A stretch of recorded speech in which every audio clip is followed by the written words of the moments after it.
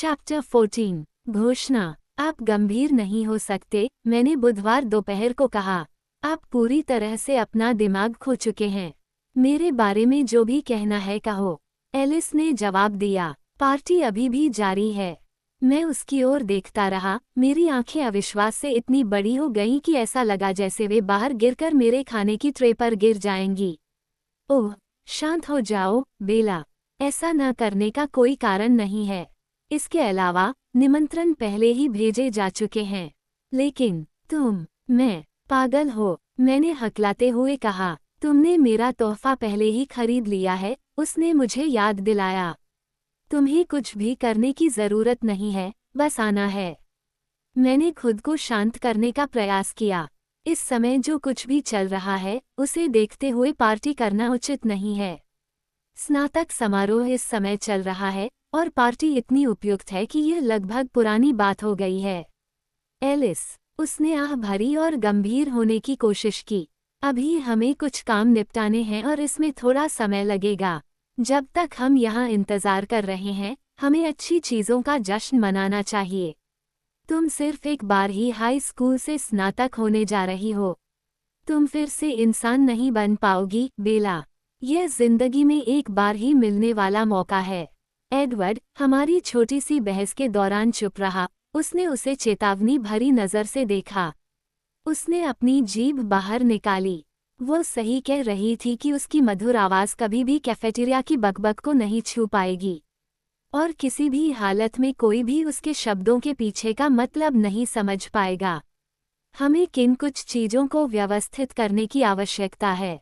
मैंने बात को भटकाने से इनकार करते हुए पूछा। एडवर्ड ने धीमी आवाज़ में उत्तर दिया। जेस्पर को लगता है कि हमें कुछ मदद की ज़रूरत है। तान्या का परिवार ही एकमात्र विकल्प नहीं है जो हमारे पास है। कार्लिसर कुछ पुराने दोस्तों को ढूंढने की कोशिश कर रहा है और जेस्पर पीटर और चार्लोट को ढूंढ रहा है। वह मारिया से बात करने पर विचार कर रहा है, लेकिन कोई भी वास्तव में दक्षिणी लोगों को शामिल नहीं करना चाहता। एलिस हल्के से कांप उठी। उन्होंने आगे कहा, उन्हें मदद के लिए राजी करना बहुत मुश्किल नहीं होना चाहिए। कोई भी इटली से यात्रा नहीं चाहता, लेकिन ये दोस्त तो शाकाहारी नहीं होंगे, है न? मैंने विरोध करते हुए कलन के उनके लिए दिए गए मजाकिया उपनाम का इस्तेमाल किया। नहीं, एडवर्ड ने अचानक भावशून्य होकर उत्तर दिया। यहाँ फोक्स में वे दोस्त हैं, एलिस ने मुझे आश्वस्त किया। सब ठीक हो जाएगा, चिंता मत करो। और फिर जेस्पर को हमें नवजात शिशु उन्मूलन पर कुछ पाठ्यक्रम पढ़ाना है। एडवर्ड की आंखें चमक उठीं और उसके चेहरे पर एक हल्की सी मुस्कान आ गई। अचानक मुझे लगा कि मेरा पेट बर्फ के छोटे छोटे तीखे टुकड़ों से भर गया है। तुम कब जा रहे हो? मैंने खोखली आवाज में पूछा। मैं ये सोचकर भी नहीं थक रहा था कि कोई वापस नहीं आएगा। क्या होगा अगर वह मेट था, जो इतना बहादुर और विचारहीन था कि वो कभी भी थोड़ा भी सतर्क नहीं था? या इसमें इतनी प्यारी और ममतामयी कि मैं उसे लड़ाई में भी नहीं देख सकता था? या एलिस इतनी छोटी, इतनी नाजुक दिखने वाली?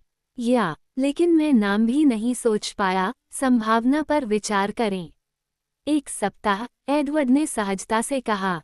इससे हमें पर्याप्त समय मिल जाएगा। बर्फीले टुकड़े मेरे पेट में असहजता से घुस गए। मुझे अचानक मतली आने लगी। तुम कुछ हरी सी दिख रही हो, बेला, एलिस ने टिप्पणी की। एडवर्ड ने अपना हाथ मेरे चारों ओर डाला और मुझे अपनी ओर कसकर खींचा। सब ठीक हो जाएगा, बेला। मुझ पर भरोसा रखो। जरूर, मैंने मन ही मन सोचा। उस पर भरोसा करो। वह ऐसा व्यक्ति नहीं था जो पीछे बैठकर यह सोचता रहे कि उसके अस्तित्व का मूल घर वापस आएगा या नहीं। और फिर मुझे ख्याल आया, शायद मुझे पीछे बैठने की जरूरत नहीं थी। 1 सप्ताह काफी समय था। आप मदद की तलाश में हैं? मैंने धीरे से कहा। हाँ। एलिस ने अपना सिर एक तरफ झुका लिया क्योंकि वो मेरी आवाज में आए बदलाव को समझ रही थी। मैंने जवाब देते हुए सिर्फ उसकी तरफ देखा। मेरी आवाज फुसफुसाहट से थोड़ी ज्यादा तेज थी। मैं मदद कर सकता हूँ। एडवर्ड का शरीर अचानक अकड़ गया। उसकी बाह मेरे चारों ओर बहुत कस गई। उसने सांस छोड़ी और आवाज एक फुफकार की थी। लेकिन एलिस ने जो अभी भी शांत थी, उत्तर दिया, ये वास्तव में मददगार नहीं होगा। क्यों नहीं? मैंने तर्क दिया, मैं अपनी आवाज में हताशा सुन सकता था। 8-7 से बेहतर है। समय काफी है। बेला, तुम्हें मददगार बनाने के लिए पर्याप्त समय नहीं है, उसने शांत भाव से असहमति जताई। क्या तुम्हें याद है कि जैस्पर ने युवाओं का वर्णन कैसे किया था? तुम लड़ाई में अच्छी नहीं रहोगी। तुम अपनी प्रवृत्ति को नियंत्रित नहीं कर पाओगी और ये तुम्हें आसान लक्ष्य बना देगा। और फिर एडवर्ड तुम्हें बचाने की कोशिश में चोटिल हो जाएगा। उसने अपनी बाहें अपनी छाती पर मोड़ ली, अपने अप्रतिरोध्य तर्क से प्रसन्न। और मुझे पता था कि वह सही थी जब उसने ऐसा कहा। मैं अपनी सीट पर धंस गया, मेरी अचानक आशा टूट गई। मेरे बगल में एडवर्ड आराम से लेटा हुआ था। उसने मेरे कान में फुसफुसाकर कहा, इसलिए नहीं कि तुम डर रहे हो। ओह, एलिस ने कहा, और उसके चेहरे पर एक खालीपन सा छा गया। फिर उसका भाव उदास हो गया। मुझे अंतिम समय में रद्दीकरण से नफरत है। इसलिए पार्टी में उपस्थित लोगों की सूची 60-50 तक पहुंच गई है। 65। मेरी आंखें फिर से उभर आईं। मेरे इतने दोस्त नहीं थे। क्या मैं इतने लोगों को जानता भी था? किसने रद्द कर दिया? एडवर्ड ने मेरी ओर ध्यान न देते हुए आश्चर्य व्यक्त किया। रेनी, क्या? मैंने चौंक कर पूछा। वो तुम्हें तुम्हारे ग्रेजुएशन पर सरप्राइज देने वाली थी, लेकिन कुछ गड़बड़ हो गई। घर पहुंचने पर तुम्हें एक संदेश मिलेगा। एक पल के लिए मैंने बस खुद को राहत का आनंद लेने दिया। मेरी माँ के साथ जो भी गलत हुआ, मैं उसके लिए हमेशा आभारी रहूंगा। अगर वह फोक्सनो में आती, मैं इसके बारे में सोचना नहीं चाहता था। मेरा सिर फट जाएगा। जब मैं घर पहुंचा तो संदेश की रोशनी चमक रही थी। मेरी राहत की भावना फिर से भड़क उठी जब मैंने अपनी मां को फिल के साथ बॉल फील्ड पर स्लाइड का प्रदर्शन करते समय हुई दुर्घटना के बारे में बताते हुए सुना। वह कैचर से उलझ गया था और उसकी जांघ की हड्डी टूट गई थी। वह पूरी तरह से उस पर निर्भर था और कोई रास्ता नहीं था कि वह उसे छोड़ सके। जब संदेश बंद हुआ तब भी मेरी मां माफी मांग रही थी। खैर, ये तो एक बात है, मैंने आह भरते हुए कहा। एक क्या? एडवर्ड ने पूछा। इस सप्ताह मुझे एक व्यक्ति के मारे जाने की चिंता नहीं करनी पड़ेगी। उसने अपनी आंखें घुमा लीं। आप और एलिस इसे गंभीरता से क्यों नहीं लेते? मैंने पूछा। ये गंभीर है। वह मुस्कुराया। आत्मविश्वास। बहुत बढ़िया, मैंने बड़बड़ाते हुए कहा। मैंने फोन उठाया और रेनी का नंबर डायल किया। मुझे पता था कि यह एक लंबी बातचीत होगी, लेकिन मुझे ये भी पता था कि मुझे ज्यादा कुछ नहीं कहना पड़ेगा। मैंने बस उसकी बात सुनी, और जब भी मैं कुछ कह पाता, उसे आश्वस्त करता। मैं निराश नहीं था, मैं नाराज नहीं था, मैं आहत नहीं था। उसे फिल को बेहतर बनाने में मदद करने पर ध्यान केंद्रित करना चाहिए। मैंने फिल को अपना "जल्दी ठीक हो जाओ" संदेश दिया और वादा किया कि मैं उसे फोक्स हाई के सामान्य स्नातक समारोह से जुड़ी हर एक जानकारी दूंगा। आखिरकार, मुझे फोन से दूर रहने के लिए फाइनल की पढ़ाई करने की अपनी बेताबी का इस्तेमाल करना पड़ा। एडवर्ड का धैर्य अंतहीन था। वह पूरी बातचीत के दौरान विनम्रता से प्रतीक्षा करता रहा, बस मेरे बालों से खेलता रहा और जब भी मैंने ऊपर देखा तो मुस्कुराता रहा। शायद ऐसी बातों पर ध्यान देना सही था, जबकि मेरे पास सोचने के लिए बहुत सारी महत्वपूर्ण चीजें थीं, लेकिन उसकी मुस्कान ने फिर भी मेरी सांस रोक दी। वह इतना सुंदर था कि कभी कभी किसी और चीज के बारे में सोचना मुश्किल हो जाता था। फिल की परेशानियों या रेनी की माफी या शत्रुतापूर्ण पिशाच सेनाओं पर ध्यान केंद्रित करना मुश्किल हो जाता था। मैं केवल इंसान था। जैसे ही मैंने फोन रखा, मैं उसे चूमने के लिए अपने पंजों पर खड़ी हो गई। उसने अपने हाथ मेरी कमर के चारों ओर रखे और मुझे रसोई के काउंटर पर उठा लिया, ताकि मुझे ज्यादा दूर तक न जाना पड़े। यह मेरे लिए कारगर रहा। मैंने अपनी बाहें उसकी गर्दन के चारों ओर लपेट ली और उसकी ठंडी छाती से लिपट गई। हमेशा की तरह, बहुत जल्दी ही वो वहां से चला गया। मुझे लगा कि मेरा चेहरा मुंह फुला रहा है। वह मेरी अभिव्यक्ति पर हंसा और खुद को मेरी बाहों और पैरों से छुड़ाया। वह मेरे बगल में काउंटर पर झुक गया और एक हाथ हल्के से मेरे कंधों पर रख दिया।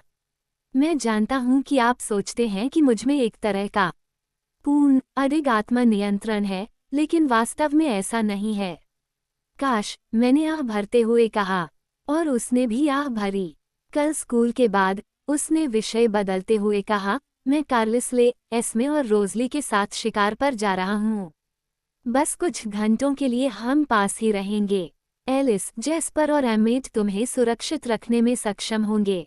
उफ, मैंने बड़बड़ाते हुए कहा। कल फाइनल का पहला दिन था और यह सिर्फ आधा दिन था। मेरे पास कैलकुलस और इतिहास ही दो चुनौतियां थीं और मेरे पास चिंता करने के अलावा कोई काम नहीं था। मुझे बच्चों की देखभाल से नफरत।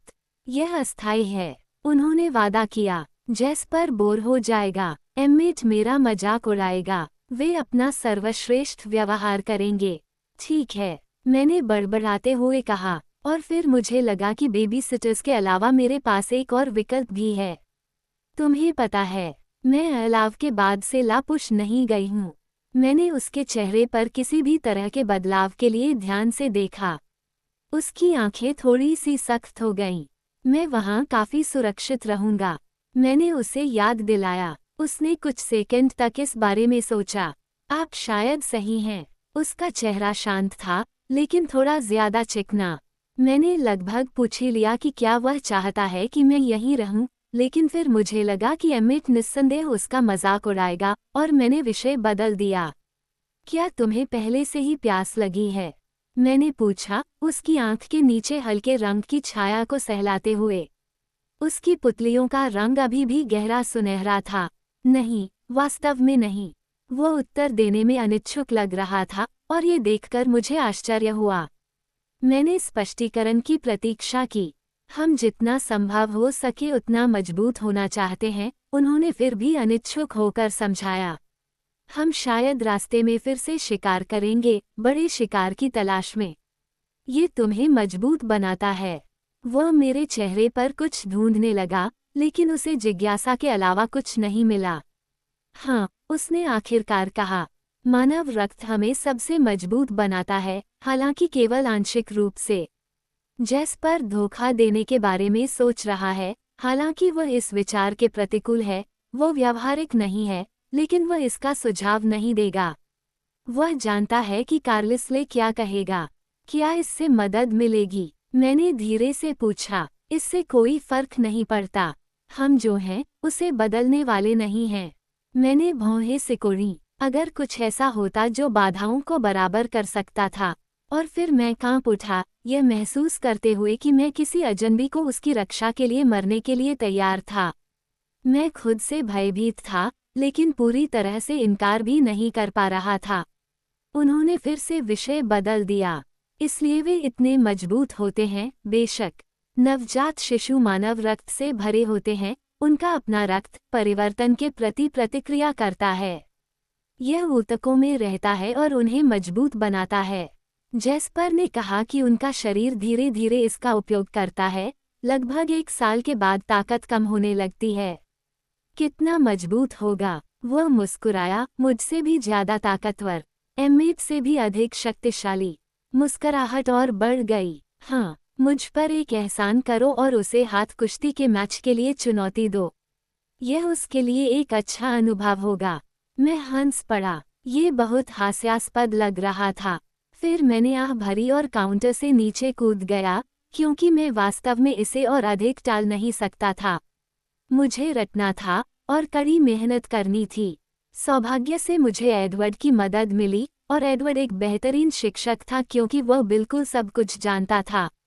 मुझे लगा कि मेरी सबसे बड़ी समस्या सिर्फ टेस्ट पर ध्यान केंद्रित करना होगी। अगर मैं खुद पर ध्यान नहीं देता, तो मैं अपना इतिहास निबंध दक्षिण के पिशाच युद्धों पर लिख सकता था। मैंने जेकब को फोन करने के लिए ब्रेक लिया, और एडवर्ड भी उतना ही सहज लग रहा था जितना तब था जब मैं रेनी के साथ फोन पर बात कर रही थी। वो फिर से मेरे बालों से खेलने लगा। हालांकि दोपहर का समय था, लेकिन मेरे फोन ने जेकब को जगा दिया, और वह पहले तो चिड़चिड़ा था। जब मैंने पूछा कि क्या मैं अगले दिन आ सकता हूँ, तो वह खुश हो गया। क्विल्यूट स्कूल में गर्मियों की छुट्टियां पहले ही शुरू हो चुकी थीं, इसलिए उसने मुझे जल्दी से जल्दी आने को कहा। मुझे खुशी हुई कि मेरे पास बच्चों की देखभाल करने के अलावा एक और विकल्प था। जेकब के साथ दिन बिताने में थोड़ी और गरिमा थी। उस गरिमा का कुछ हिस्सा तब खो गया जब एडवर्ड ने फिर से मुझ पर सीमा रेखा तक पहुंचाने पर जोर दिया, जैसे कि संरक्षकों द्वारा बदले जा रहे बच्चे को। तो तुम्हें कैसा लग रहा है कि तुमने अपनी परीक्षाएं कैसे की? एडवर्ड ने रास्ते में हल्की फुल्की बातचीत करते हुए पूछा। इतिहास तो आसान था, लेकिन मैं कैलकुलस के बारे में नहीं जानता। ऐसा लग रहा था कि यह समझ में आ रहा था, इसलिए शायद इसका मतलब है कि मैं फेल हो गया। वह हंसा। मुझे यकीन है कि तुमने अच्छा किया। या अगर तुम वाकई चिंतित हो तो मैं मिस्टर वन को रिश्वत देकर तुम्हें एक ग्रेड दिलवा सकता हूँ। हाँ धन्यवाद, लेकिन नहीं धन्यवाद। वो फिर से हंसा, लेकिन जब हम आखिरी मोड़ पर मुड़े और लाल रंग की कार को इंतजार करते देखा तो अचानक रुक गया। वह एकाग्रता में भौहें सिकुड़ता रहा और फिर जब उसने कार पार्क की तो उसने आह भरी। क्या हुआ? मैंने दरवाजे पर हाथ रखते हुए पूछा। उसने अपना सिर हिलाया। कुछ नहीं। उसकी आंखें सिकुड़ी हुई थीं और वह विंडशील्ड के पीछे से दूसरी कार की ओर देख रहा था। मैंने वह नज़र पहले भी देखी थी। तुम जेकब की बात नहीं सुन रहे हो, है ना?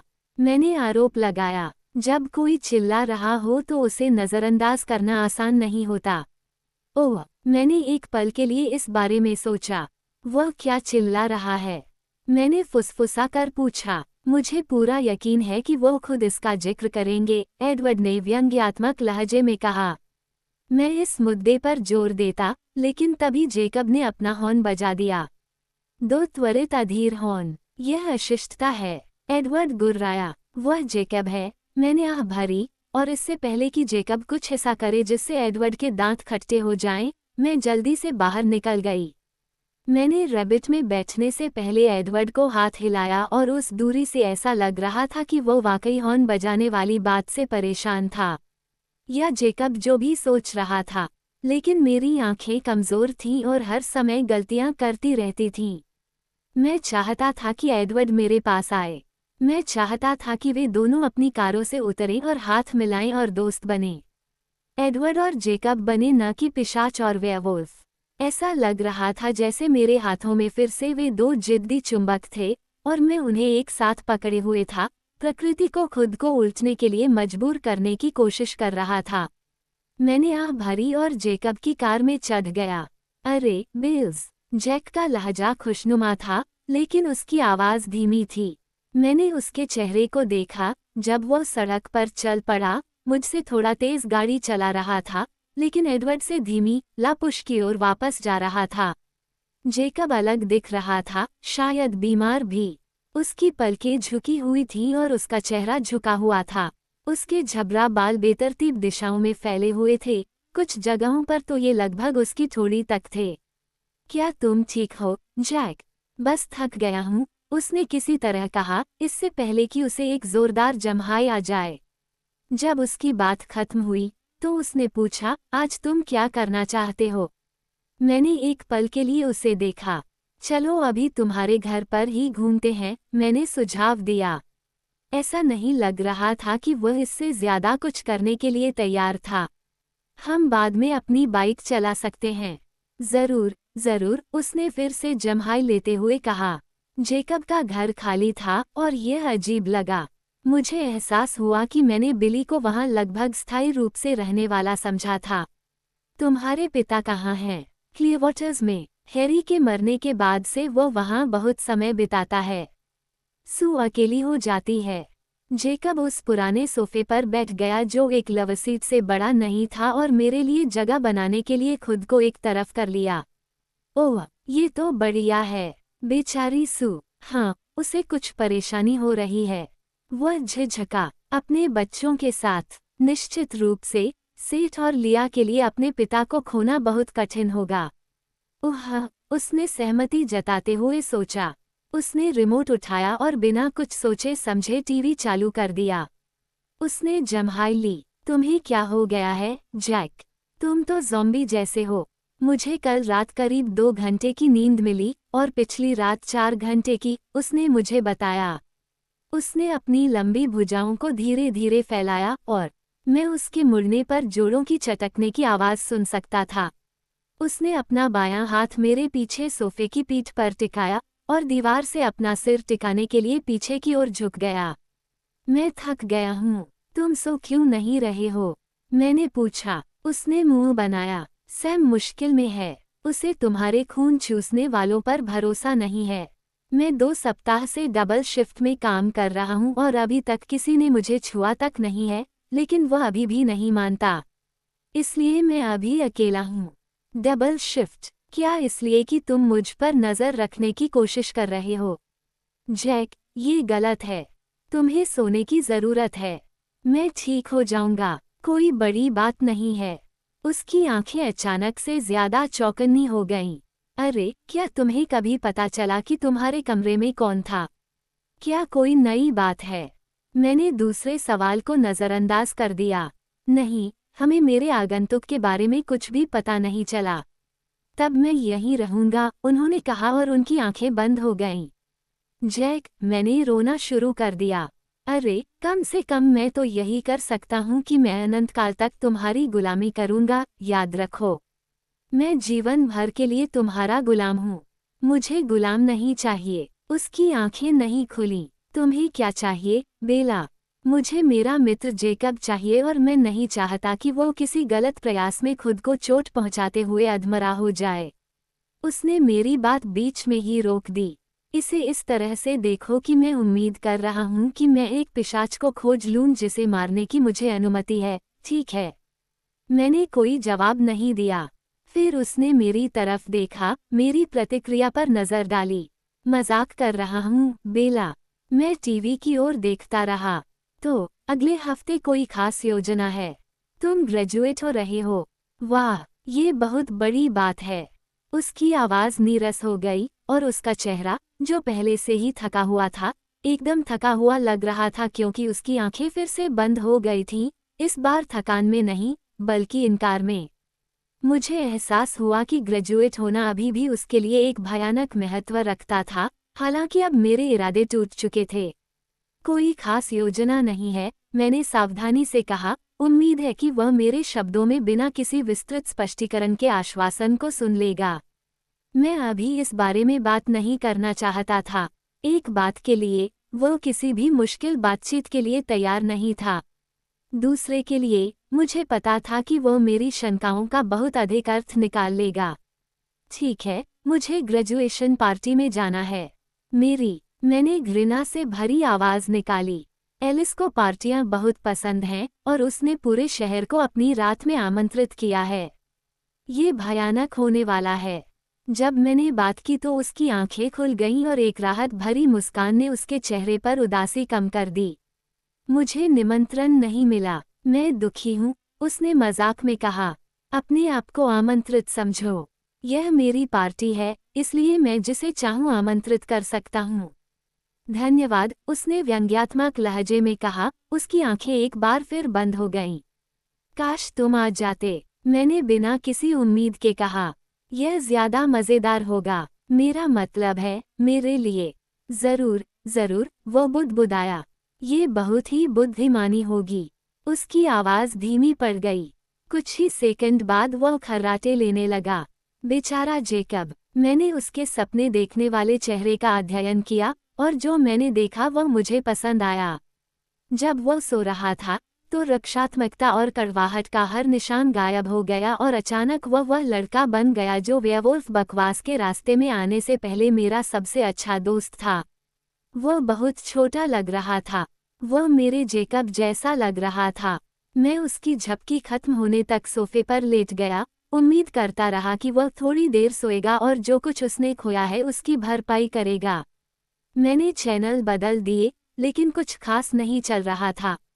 मैंने खाना बनाने का शो देख लिया, क्योंकि मैं जानता था कि मैंने चार्ली के खाने में कभी इतनी मेहनत नहीं की थी। जेकब लगातार खर्राटे लेता रहा और उसकी आवाज़ बढ़ती गई। मैंने टीवी चालू कर दिया। मैं अजीब तरह से आराम से था, लगभग नींद में भी। ये घर मेरे अपने घर से ज़्यादा सुरक्षित लगा, शायद इसलिए क्योंकि यहाँ कोई मुझे ढूंढने नहीं आया था। मैं सोफे पर सिमट गया और खुद भी झपकी लेने के बारे में सोचने लगा। शायद मैं सो जाता, लेकिन जेकब के खर्राटों को अनदेखा करना असंभव था। इसलिए सोने के बजाय मैंने अपने मन को भटकने दिया। फाइनल परीक्षाएं हो चुकी थीं और उनमें से अधिकांश आसान थीं। कैलकुलस, एक अपवाद, मेरे पीछे रह गया था। पास या फेल, मेरी हाई स्कूल की शिक्षा समाप्त हो चुकी थी और मुझे वास्तव में नहीं पता था कि मैं इसके बारे में कैसा महसूस करता हूँ। मैं इसे निष्पक्ष रूप से नहीं देख सकता था, क्योंकि यह मेरे मानव जीवन के खत्म होने से जुड़ा हुआ था। मुझे आश्चर्य हुआ कि एडवर्ड कब तक इसलिए नहीं कि तुम डरे हुए हो, बहाने का इस्तेमाल करने की योजना बना रहा था। मुझे कभी न कभी तो अपना पैर जमाना ही पड़ेगा। अगर मैं व्यावहारिक रूप से सोच रहा होता, मुझे पता था कि कार्लिसले से मुझे बदलने के लिए कहना ज्यादा समझदारी भरा था, क्योंकि मैं ग्रेजुएशन लाइन में था। फोक्स लगभग युद्ध क्षेत्र जितना खतरनाक होता जा रहा था। नहीं, फोक्स एक युद्ध क्षेत्र था, और ये ग्रेजुएशन पार्टी को मिस करने का एक अच्छा बहाना होगा। मैं खुद पर मुस्कुराया क्योंकि मैंने बदलाव के लिए सबसे तुच्छ कारणों के बारे में सोचा। मूर्खतापूर्ण, फिर भी आकर्षक, लेकिन एडवर्ड सही था कि मैं अभी पूरी तरह तैयार नहीं थी। और मैं व्यावहारिक नहीं होना चाहता था। मैं चाहता था कि एडवर्ड ही वह हो। यह कोई तर्कसंगत इच्छा नहीं थी। मुझे यकीन था कि किसी के द्वारा मुझे काटे जाने और जहर मेरी नसों में जलने के लगभग 2 सेकंड बाद मुझे वास्तव में परवाह नहीं होगी कि यह किसने किया। इसलिए इससे कोई फर्क नहीं पड़ना चाहिए। ये परिभाषित करना मेरे लिए भी कठिन था कि यह क्यों मायने रखता है। उसके बारे में कुछ ऐसा था कि वह मुझे रखने का चुनाव करने वाला था, इसलिए वह न केवल मुझे बदलने देगा, बल्कि मुझे रखने के लिए काम भी करेगा। ये बचकाना था, लेकिन मुझे यह विचार पसंद आया कि उसके होंठ आखिरी अच्छी चीज होगी जिसे मैं महसूस करूंगी। इससे भी अधिक शर्मनाक बात ये थी कि मैं कभी भी खुलकर नहीं बोलूंगी। मैं चाहती थी कि उसका जहर मेरे सिस्टम में जहर घोल दे। यह मुझे एक ठोस, मात्रात्मक तरीके से उसका हिस्सा बना देगा। लेकिन मुझे पता था कि वह अपनी शादी की योजना पर अड़ा रहेगा, क्योंकि वह स्पष्ट रूप से देरी चाहता था और अब तक ये काम कर रहा था। मैंने अपने माता पिता को ये बताने की कल्पना करने की कोशिश की कि मैं इस गर्मी में शादी करने जा रहा हूँ। एंजेला और बेन और माइक को बताना। मैं नहीं बता सका। मैं कहने के लिए शब्द नहीं सोच पा रहा था। उन्हें ये बताना आसान होगा कि मैं पिशाच बनने जा रहा हूँ। और मुझे यकीन था कि कम से कम मेरी माँ, अगर मैं उसे सच्चाई का हर विवरण बताऊं तो वह मेरे विवाह के बजाय मेरे पिशाच बनने के सख्त खिलाफ होंगी। मैंने उसके भयभीत चेहरे की कल्पना करते हुए खुद को दुखी किया। फिर, बस एक सेकंड के लिए, मैंने एडवर्ड और मुझे पोर्च के झूले पर बैठे हुए देखा, दूसरी तरह की दुनिया के कपड़े पहने हुए। एक ऐसी दुनिया जहां अगर मैं अपनी उंगली पर उसकी अंगूठी पहनूं तो किसी को आश्चर्य नहीं होगा। एक सरल जगह, जहां प्यार को सरल तरीकों से परिभाषित किया जाता है। 1+1 = 2 होते हैं। जेकब ने नाक सिकुड़ी और अपनी तरफ लुढ़क गया। उसका हाथ सोफे की पीठ से झूल गया और उसने मुझे अपने शरीर से चिपका लिया। अरे वाह, लेकिन वो बहुत भारी था। अंधोर। कुछ ही सेकंड के बाद वहां बहुत गर्मी हो गई। मैंने उसे जगाए बिना उसकी बाह के नीचे से निकलने की कोशिश की, लेकिन मुझे थोड़ा जोर लगाना पड़ा, और जब उसका हाथ मुझसे अलग हुआ तो उसकी आंखें खुल गईं। वो अपने पैरों पर उछल पड़ा और बेचैनी से इधर उधर देखने लगा। क्या? उसने भ्रमित होकर पूछा। ये सिर्फ मैं ही हूँ, जैक। माफ करना, मैंने तुम्हें जगा दिया। वह मेरी ओर देखने के लिए मुड़ा, पलकें झपकाईं और उलझन में पड़ गया। बेला, अरे, नींद आ रही है। अरे यार, क्या मैं सो गया था? माफ करना, मैं कितनी देर बाहर था? कुछ एमरल्स। मैं गिनती भूल गया। वह मेरे बगल में सोफे पर लेट गया। वाह, इसके लिए मुझे माफ करना, सच में। मैंने उसके बालों को थपथपाया और उस अस्त व्यस्त स्थिति को सुझाने की कोशिश की। बुरा मत मानो, मुझे खुशी है कि तुम्हें थोड़ी नींद मिली। उसने जम्हाई ली और हाथ बढ़ाया। मैं इन दिनों बेकार हो गया हूँ। कोई आश्चर्य नहीं कि बिली हमेशा चला जाता है। मैं बहुत बोरिंग हूँ। आप ठीक हैं? मैंने उसे आश्वस्त किया। उफ, चलो बाहर चलें। मुझे घूमना है, नहीं तो मैं फिर बेहोश हो जाऊंगा। जैक, वापस सो जाओ। मैं ठीक हूँ। मैं एडवर्ड को फ़ोन करके बुला लूंगा कि वो मुझे लेने आए। मैंने अपनी जेबें थपथपाईं और पाया कि वे खाली थीं। अरे, मुझे तुम्हारा फ़ोन उधार लेना पड़ेगा। मुझे लगता है कि मैंने उसका फ़ोन कार में ही छोड़ दिया होगा। मैंने खुद को खोलना शुरू किया। नहीं, जेकब ने मेरा हाथ पकड़ते हुए जोर दिया। नहीं, रुको, तुम शायद ही कभी नीचे उतर पाओ। मुझे यकीन नहीं होता कि मैंने इतना सारा समय बर्बाद कर दिया। बोलते हुए उसने मुझे सोफे से खींच लिया और फिर बाहर की ओर ले गया। अपना सिर झुकाते हुए वह दरवाजे के फ्रेम के नीचे से गुजरा। जेकब के सोते समय मौसम बहुत ठंडा हो गया था। हवा बेमौसम ठंडी थी, रास्ते में कोई तूफान आ सकता है। ऐसा लगा जैसे फरवरी है, मई नहीं। सर्दी की हवा ने जेकब को और भी ज्यादा सतर्क कर दिया था। वो 1 मिनट तक घर के सामने आगे पीछे घूमता रहा और मुझे भी अपने साथ घसीटता रहा। मैं मूर्ख हूँ, उसने खुद से कहा। क्या बात है, जैक? तो तुम सो गए? मैंने कंधे उचका दिए। मैं आपसे बात करना चाहता था। मुझे इस पर विश्वास नहीं हो रहा है। मैंने कहा, अब मुझसे बात करो। जेकब ने एक पल के लिए मेरी आंखों से नजरें मिलाईं और फिर जल्दी से पेड़ों की ओर देखने लगा। ऐसा लग रहा था कि वह शर्मा रहा था, लेकिन उसकी काली त्वचा के कारण ये बताना मुश्किल था। मुझे अचानक याद आया कि एडवर्ड ने मुझे छोड़ते समय क्या कहा था कि जेकब अपने मन में जो भी चिल्ला रहा होगा, वह मुझे बता देगा। मैंने अपने होंठ चबाने शुरू कर दिए। देखो, जेकब ने कहा, मैं इसे थोड़ा अलग तरीके से करने की योजना बना रहा था। वह हंसा और ऐसा लग रहा था कि वो खुद पर हंस रहा था। और भी सहज, उसने कहा, मैं इसके लिए काम करने जा रहा था, लेकिन, और उसने देखा बादलों की ओर। जैसे जैसे दोपहर ढलती गई, धुंधली होती गई, मेरे पास काम करने का समय नहीं रहा। वो फिर से हंसा, घबराया हुआ। हम अभी भी धीरे धीरे चल रहे थे। आप किस बारे में बात कर रहे हैं?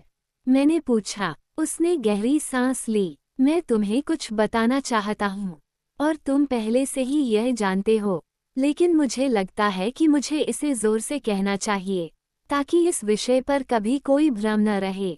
मैंने अपने पैर जमाए और वह रुक गया। मैंने अपना हाथ हटा लिया और अपनी बाहें अपनी छाती पर मोड़ लीं। मुझे अचानक यकीन हो गया कि मैं यह नहीं जानना चाहती कि वो क्या करने की तैयारी कर रहा था। जेकब की भौहें नीचे झुक गईं, जिससे उसकी गहरी गहरी आंखें छाया में आ गईं। वे मेरी आंखों में घुसते ही एकदम काली हो गईं। मैं तुमसे प्यार करता हूँ, बेला, जेकब ने दृढ़, निश्चित आवाज में कहा। बेला, मैं तुमसे प्यार करता हूँ, और मैं चाहता हूँ कि तुम उसके बजाय मुझे चुनो। मुझे पता है कि तुम ऐसा नहीं सोचती, लेकिन मुझे सच बताना है ताकि तुम अपने विकल्पों को जान सको। मैं नहीं चाहता कि कोई गलतफहमी हमारे रास्ते में बाधा बने।